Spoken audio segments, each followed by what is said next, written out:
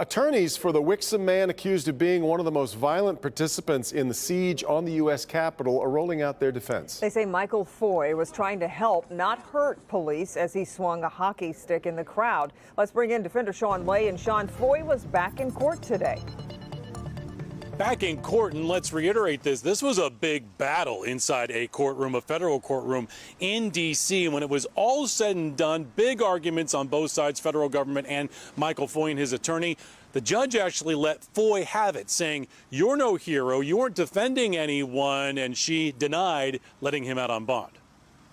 This video is shocking. It is body camera video from a police officer January 6th. He's being beaten by a man armed with a hockey stick. Federal prosecutors say they used videos, news footage, social media posts to identify the man they say is Michael Foy from Wixom. The feds have hit back, slamming Foy with 5 felonies, and he's been held in jail since they raided his Wixom condo January 21st.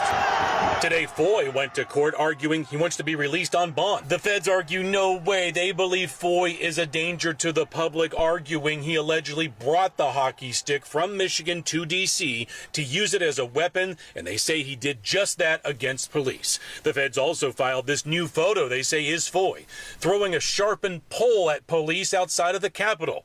They argue he wasn't protecting anyone. He went inside, allegedly yelled for others to join in, and prosecutors took a photo off of Foy's own cell phone showing the mob trashing that part of the Capitol. Michael Foy has a veteran Washington, D.C. public defender who argues let Foy out of detention. Attorney A.J. Kramer argues federal prosecutors have zero evidence that Foy rallied others to join in on violence that forced members of Congress and the vice president to evacuate, and that people were being crushed and smothered outside in the chaos.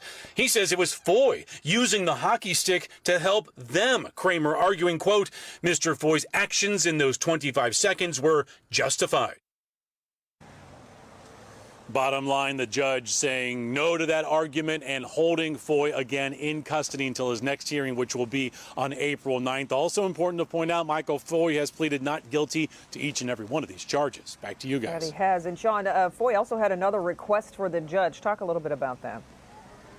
Request also an argument. His attorney says the other side, the federal prosecutors, he believes are dragging their feet, not handing over the evidence as it comes in as they should. The judge understood and said she would take it under advisement. Yeah. Okay.